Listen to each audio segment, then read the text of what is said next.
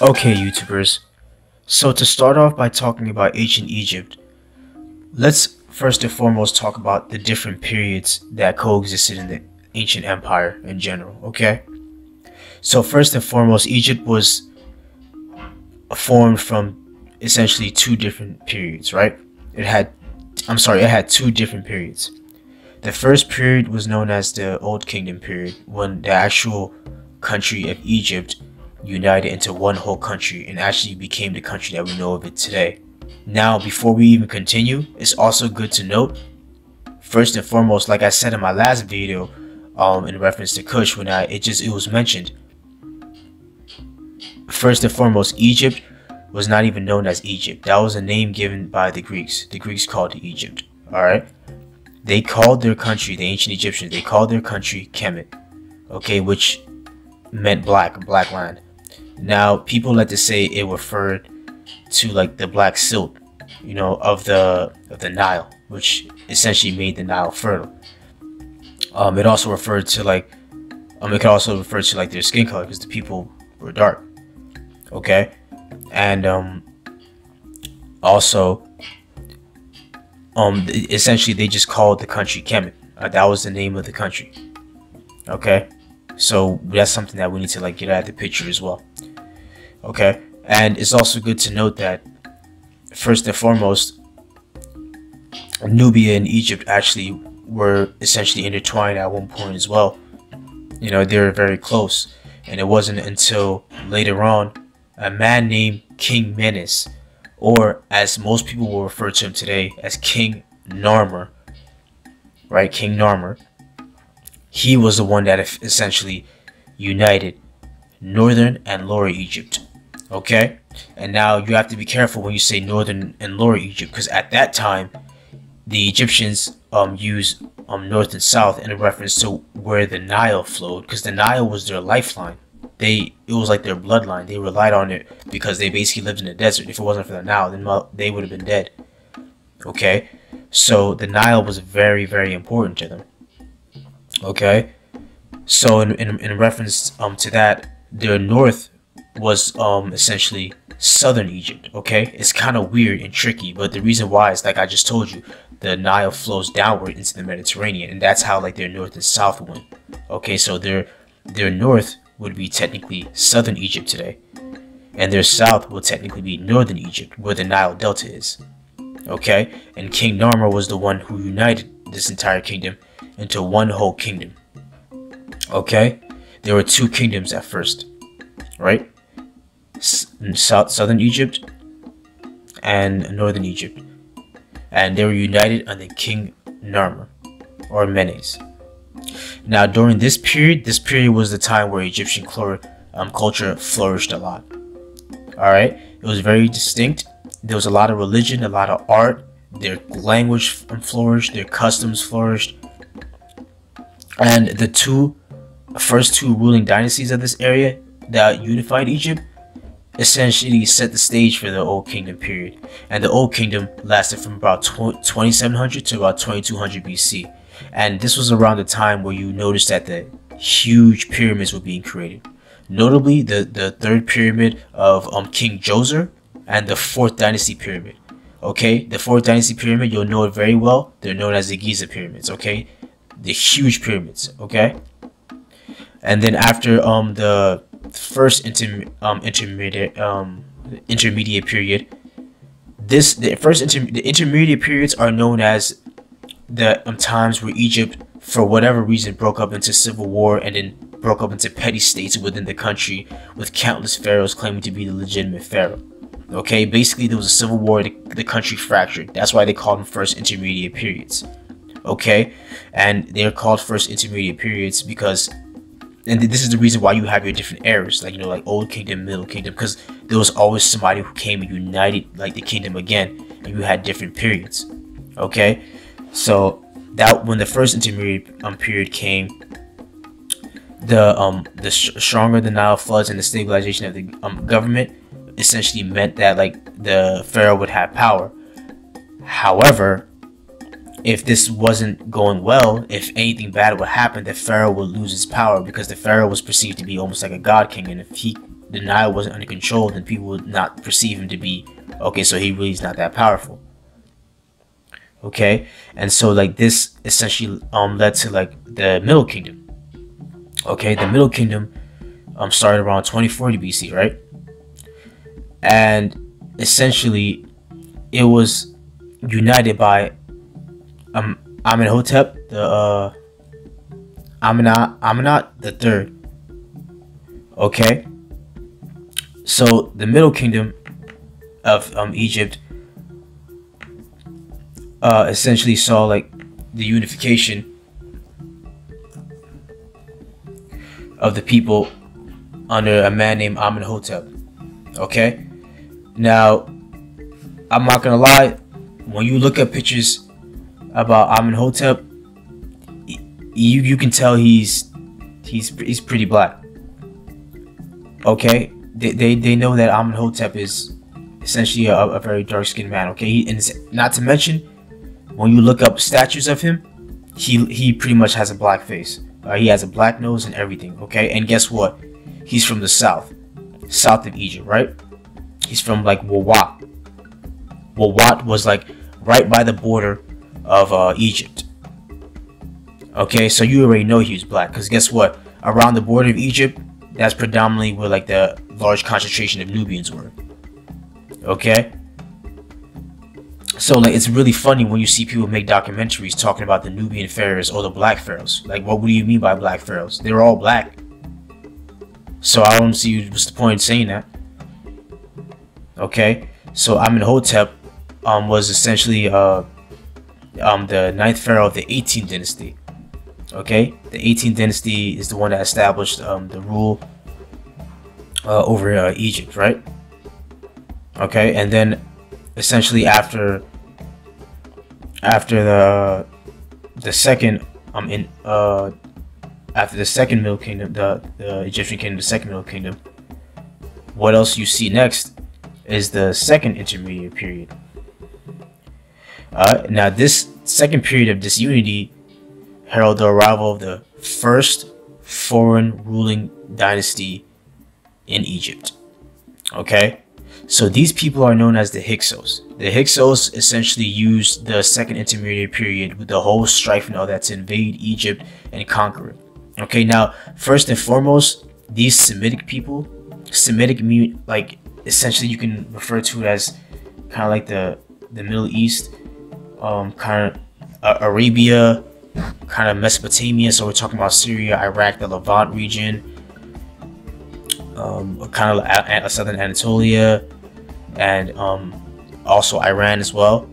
Those around like ancient times, those areas were very intertwined, especially with like Egypt and even Sudan as well, because Sudan, like I said, is like where like Kush or Nubia previously was. So these areas were all intertwined.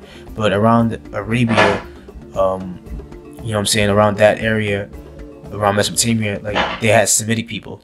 Okay, Arabic is a Semitic language, right? So those were Semitic people. So these Semitic people from like the Levant region, right? There was a peaceful migration first and foremost into like the Nile Delta. They were just migrating peaceful, right? But as they were migrating for generations, they used the disunity that was currently in the Egyptian second intermediate period to take over northern Egypt. Okay, and before this even happened, right, if we want to go back even further, a significant portion of the gold mines, or like the areas that were taken by the Egyptian pharaohs from Nubia to use for their own gain, were retaken by the Nubians. Okay, in the strife, they used the invasion of the Hyksos to essentially invade and retake some of their lands that the Egyptians had taken. And the Egyptians were embarrassed because they were only preoccupied around the area of Thebes, right? But to be fair, the Egyptians did learn a lot from their Hyksos enemies. The Hyksos exposed the Egyptians to chariot warfare, exposed the Egyptians to composite bows, okay? And after they were exposed to all this new technology, all hell broke loose. Okay, so essentially after the Egyptians drove the Hyksos out of Egypt, right? And the crazy thing is, the Hyksos even tried reaching out to the Nubians for help to like try to create a two-front attack, but unfortunately the Hyksos spy was captured, and this never happened. All right. So once they were essentially captured, the Egyptian leader at the time sent Ahmose the First sent a full invasion into and defeated the Hyksos and drove them out of Egypt. Okay, and then after this happened, they eventually wanted revenge on the allies of the Hyksos, so they went to the Nubians, and then like they eventually, over fighting for 90 years, eventually incorporated all of Nubia under their control, and they even managed to get Punt, the ancient land of Punt, at like to either be their tributary, a part of the country, one or the other. But we definitely know that they definitely had extensive contact. Okay, we're gonna get to that in a minute as well. Okay, now from their fortified city of Avaris, the Hyksos were eventually driven out. Okay, and now Ahmose the First, who founded the 18th dynasty and moved their capital from Memphis to Thebes, which is a little bit more south in Egypt. And now we have the start of the Egyptian New Kingdom, which started 1550 BC and lasted from 1070 BC, which is pretty decent time.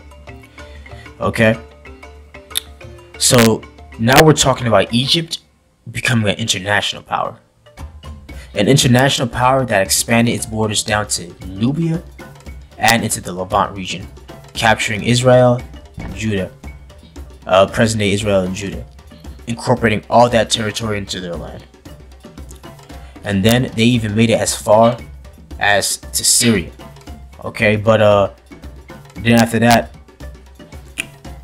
let's talk about some of the pharaohs that actually did a lot. Okay, Hatshepsut was a woman first and foremost, and at the time it wasn't allowed for a woman to really have the authority that she would. Okay, now for the Egyptians were kind of a little bit different from the Nubians in the fact that they weren't really too cool with a woman being a pharaoh on the throne, giving orders, commanding troops and stuff like that. Okay, Hatshepsut said, screw all that shit, I'm gonna do whatever the hell I want. Okay, and she basically ruled behind the throne of her half-brother slash husband, and she basically ruled behind the throne, and she still was able to keep things running. She still was able to keep things going. She was so great at what she did that Thutmose, one of the pharaohs after her, had no choice but to get rid of all the murals that she created of herself. Not surprisingly out of like jealousy or because she was a woman, but because he had to show that his son was legitimate, that the throne went from him straight to his son. He couldn't show that the throne went from like Hatshepsut to, you know, like it went from him to Hatshepsut to his son. That wasn't like people weren't gonna be okay with that. Okay, but around the New Kingdom area, this is the part where you see famous pharaohs, like I just said, Hatshepsut, Thutmose III, Akhenaten being one of the pharaohs, one of the main leaders in the world, one of the first people to introduce monotheism. That's a big thing. Introduce monotheism. Okay, and his wife Nefertiti. Everybody loves talking about Nefertiti, but guess what? Like, that was Akhenaten's wife. Okay, and like this also relates to us as well, and I'll show you why. And it's in Tutankhamun, you know, not really being that famous except for the fact that his tomb didn't get robbed, so you know, I guess he was really good at being dead, so I guess that's what he's famous for. And then you had Ramses II. Ramses II was known for defeating the Hittites at the Battle of Kadesh. He's very important because he had red hair, and people love to assume that he probably was Middle Eastern or something like that. Okay, but there are people in Ethiopia that when you go down to Ethiopia, you see dark-skinned people with red hair. Okay, so I'm not more inclined to believe that people are descended from like Middle Eastern people or people from Arabia or Semitic people. Okay, so that's my take on it. Alright, but Egypt essentially had its moments. Okay, it was spectacular at defending its country from the Sea Peoples, who were at one point thought to be the main reason for the Bronze Age collapse, because they essentially were known for invading the entire Mediterranean coast from Italy all the way to Anatolia, all the way to the Levant region. The Levant is present-day Syria, present-day Lebanon, present-day Israel, and then Anatolia, present-day Turkey, so invading all that entire area. Okay, and essentially, the Egyptians were the only ones to defeat these Sea Peoples. After other empires were crushed by them, the Egyptians managed to hold off. Okay, and Ramses II was able to defeat, also, like I said, the Hittites as well, in a shocking battle, in the Battle of Kadesh. Okay, now unfortunately, Egypt people often say that Egypt most likely would have been better off by just staying in its own corner of the world and try its best to secure its own borders and not attract too much attention, because it trying to expand itself so much essentially draw a lot of attention, which led to Egypt being conquered a great deal amount of times. Now, it's understandable why Egypt became a super colonial, like, global power, and the reason why that happened was essentially because they were so afraid, because they were conquered by the Hyksos and they just didn't want that to happen again. So they decided that the best, what I would say, like, I heard a best YouTuber say this, a best offense was a good defense, was a best offense. So that's what they did. Okay, didn't work out too well for them, because the Nubians conquered them, then the Assyrians conquered them, then the Persians conquered them, then Alexander the Great conquered them, and then the Romans conquered them, and the Arabs conquered them, and so on and so on and so on. So this attracted a lot of attention to Egypt, you know, a lot of unwanted attention.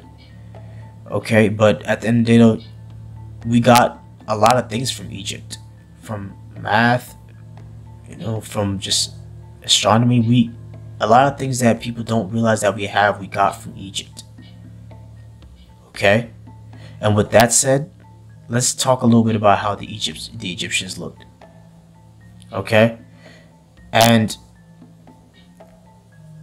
you see, like, when you hear Greek historians describe the native Egyptians when they would visit the countries, they would always say that they were dark-skinned people with woolly hair. As a matter of fact, sometimes they would even get confused with being Ethiopians or Nubians to the south, the native Egyptians. Okay, now Herodotus was thought to not be that reliable, but you have to understand he wasn't the only Greek saying this, though. There were other people saying this, you know. So that begs the question, how did the ancient Egyptians look? Now, Egypt was like America at the time. Everybody wanted to go there, you know. So it's okay for it to be other populations, but when we're talking about who built the foundation of the country, who's ruling the country, who were the native Egyptians, who were the indigenous Egyptians, they were black people, you know. And I'm going to show you guys a couple of snippets about how they looked, because I want you guys to formulate your own opinions and your own ideas and tell me what you think, and tell me who you, after I show you these pictures, tell me who you think the real Egyptians are. Thank you for listening, guys, and have a great day.